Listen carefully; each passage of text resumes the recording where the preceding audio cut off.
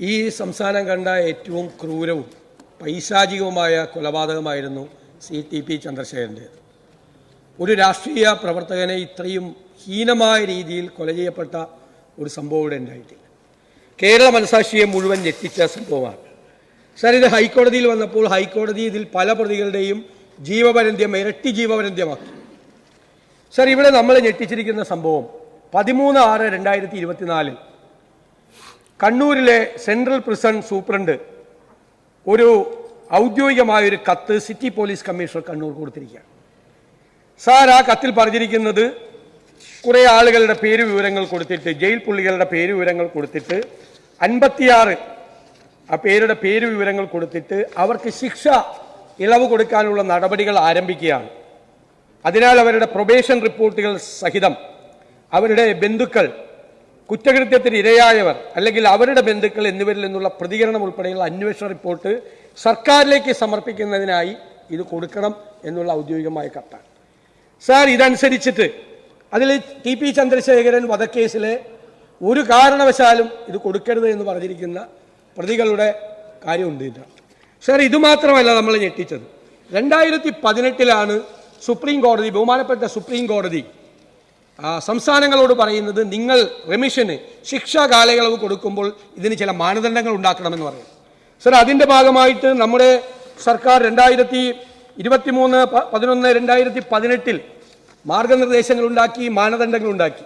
Sir, ആ മാനദണ്ഡത്തിലെ 11ാമത്തെ item രാഷ്ട്രീയ കൊലപാതകങ്ങളിൽ പെട്ട പ്രതികൾക്ക് ഒരു കാരണവശാലും അവരുടെ ലൈഫ് ഇംപ്രിസൺമെന്റ് 14 വർഷം പൂർത്തിയാകുന്നത് വരെ ശിക്ഷാ ഇളവ് കൊടുക്കരുതെന്നാണ് 2018 ഉത്തരവ്. സാർ, നമ്മളെ അത്ഭുതപ്പെടുത്തിക്കൊണ്ട് 25/11/2022 സർക്കാർ ഒരു പുതിയ ഉത്തരവിറക്കി.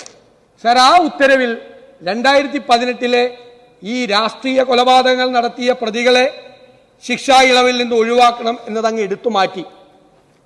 ഈ പ്രതികൾക്ക് ഇളവ് കൊടുക്കാൻ വേണ്ടിയിട്ടുള്ള ഗൂഢാലോചന ആരംഭിക്കുകയാണ് 2022 ഗൂഢാലോചന ആരംഭിക്കുക. മാത്രമല്ല, Kerala prisons and correctional service act 2010 അനുസരിച്ചിട്ട് 78(2) വകുപ്പ് അനുസരിച്ചിട്ട് പറയുന്നത് എന്താണെന്നറിയാം സാർ? ഒരാളുടെ ശിക്ഷാ കാലാവധിയുടെ 1/3 താഴെയായിരിക്കണം അയാൾക്ക് ആകെ കൊടുക്കുന്ന പരോള്, ശിക്ഷാ ഇളവ്, ലീവ്, ഇതെല്ലാം കൂടി കണക്കാക്കിയിട്ട് നോക്കുവാണെങ്കിൽ അയാളുടെ മൊത്തം ശിക്ഷാ കാലാവധിയുടെ 1/3 താഴെ ആകാൻ പാടുള്ളൂ. പക്ഷെ ഈ TP ചന്ദ്രശേഖരൻ കൊലക്കേസിലെ പ്രതികൾ മിക്കവാറും സമയത്ത് പുറത്താണ്, പരോളിലാണ്. അവർക്ക് ഇനി ശിക്ഷാ ഇളവ് കൊടുക്കുമ്പോൾ ഈ പ്രിസൺ ആക്ടിലെ ഈ ഒരു പ്രൊവിഷൻ തടസ്സമായി മാറും. അവർക്ക് ഒരിക്കലും ശിക്ഷാ ഇളവ് കൊടുക്കാൻ പറ്റില്ല. കാരണം മൊത്തം ശിക്ഷാ കാലയളവിന്റെ 1/3 കൂടുതൽ പ്രാവശ്യം അവർ പുറത്തു പോയിട്ടുണ്ട്. അപ്പൊ എന്ത് ചെയ്തു സാർ? 22ാമതിലെ ഉത്തരവിൽ ആ പ്രിസൺ ആക്ടിലെ 78(2) എന്ന് പറയുന്ന ആക്ട് അങ്ങ് എടുത്തു കളഞ്ഞു. സാർ, എനിക്ക് അങ്ങ് പാർലമെന്ററി കാര്യ മന്ത്രിയാണ്, നിയമജ്ഞനായിട്ടുള്ള ആളാണ്. ഞാൻ ചോദിക്കുന്നത്, പ്രിസൺ ആക്ട് എന്ന് പറയുന്നത് നമ്മുടെ സഭ പാസാക്കിയതാണ്. സഭ പാസാക്കിയ ഒരു പ്രൊവിഷൻ, ഈ സഭ പാസാക്കിയ ഒരു പ്രൊവിഷൻ അങ്ങയോടുകൂടിയാണ് ചോദിക്കുന്നത്. ഒരു ഗവൺമെന്റ് ഉത്തരവിലൂടെ റദ്ദാക്കാൻ ഈ ഗവൺമെന്റിന് എന്ത് അധികാരമുള്ളത്? ഗവൺമെന്റ് സഭ അറിയാതെയാണ്. ഞാൻ വായിക്കാം. It is made clear that the provisions in section 78(2) of the Kerala Prisons and Correctional Services Act 2010 will not stand in the way of granting special remission. എന്നാ പറയുക? സ്പെഷ്യൽ റെമിഷൻ കൊടുക്കാൻ ഈ നിയമസഭ പാസാക്കിയ പ്രിസൺ ആക്ടിലെ 78(2) എന്ന് പറയുന്ന വകുപ്പ് സർക്കാർ ഉത്തരവിലൂടെ എടുത്തു കളയാൻ നിങ്ങൾക്ക് എന്തധികാരം? എന്തധികാരം? നിങ്ങൾ ഈ നിയമസഭയെ ബൈപ്പാസ് ചെയ്തിരിക്കുകയാണ്. ഗവൺമെന്റ് ഉത്തരവ്, ഈ നിയമസഭ പാസാക്കുന്ന 2 മിനിറ്റ് കൂടി, ഈ നിയമസഭ പാസാക്കുന്ന നിയമത്തെ ബൈപ്പാസ് ചെയ്യാൻ, ഗവൺമെന്റ് ഉത്തരവിലൂടെ ബൈപ്പാസ് ചെയ്യാൻ നിങ്ങൾക്ക് എന്താ അധികാരം? അപ്പൊ ആരെ രക്ഷിക്കാനാണ്? അപ്പൊ ആദ്യം രാഷ്ട്രീയ കൊലപാതകങ്ങളിലെ പ്രതികൾക്ക് ഉണ്ടായിരുന്ന മാനദണ്ഡം എടുത്തുമാറ്റി. രണ്ടാമത് അവരുടെ 1/3 എന്നുള്ള സംഭവം എടുത്തുമാറ്റി. സാർ, എന്നിട്ടാണ് ഈ ഇത് കൊടുക്കുന്നത്. ഇനി ഇവിടെ കഴിഞ്ഞ ദിവസം അടിയന്തര പ്രമേയം കൊണ്ടുവന്നപ്പോൾ പറഞ്ഞത് ഇതൊരു അഭ്യൂഹമാണ്.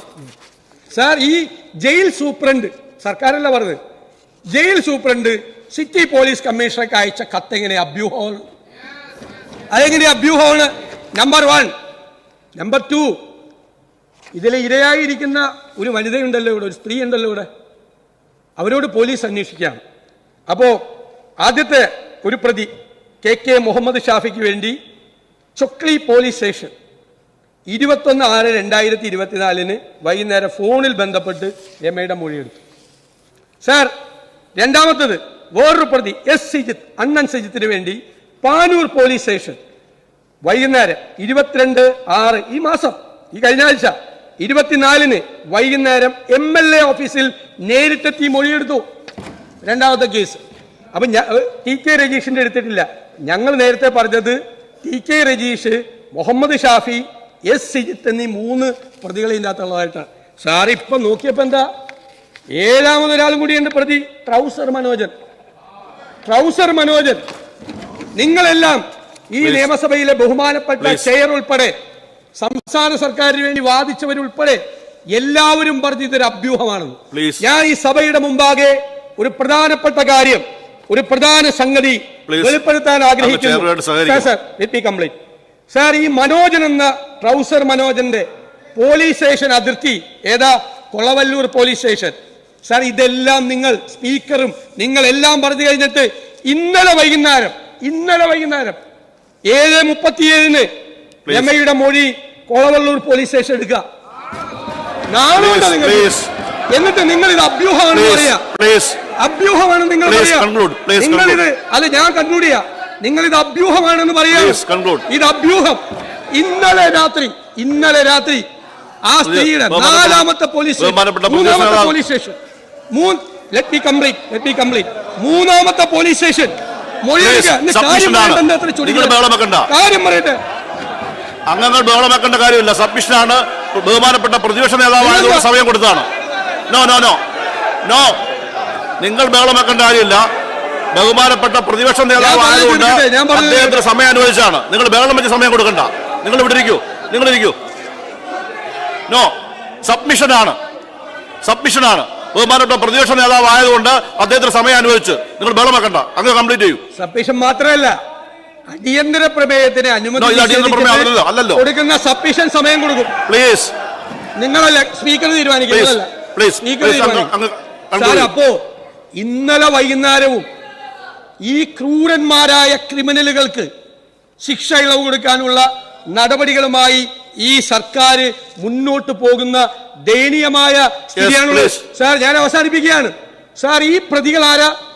പരോളിൽ ഇറങ്ങി സ്വർണ്ണക്കള്ളക്കടത്ത് കേസ്, മയക്കുമരുന്ന് കേസ്, സ്വർണം പൊട്ടിക്കൽ കേസ്, ഇതിലെ കൊട്ടേഷൻ സംഘങ്ങൾ, നിരവധി തോക്ക്, ഇതിലെല്ലാം പ്രതികളായ ഈ ആളുകളെയാണ് ഈ സർക്കാർ ശിക്ഷാ ഇളവ് കൊടുത്തി പുറത്താക്കാൻ ശ്രമിക്കുന്നത്.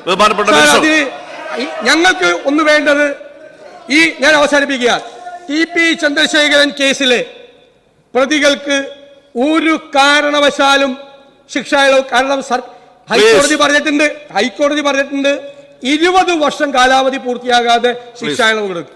അപ്പോ ഞങ്ങൾക്ക് വേണ്ടത് ഗവൺമെന്റിന്റെ അഷ്വറൻസ് ആണ്. ഒരു കാരണവശാലും TP ചന്ദ്രശേഖരൻ വധക്കേസിലെ ഈ പ്രതികൾക്ക് ശിക്ഷാ ഇളവ് കൊടുക്കില്ല എന്നുള്ള ഉറപ്പ്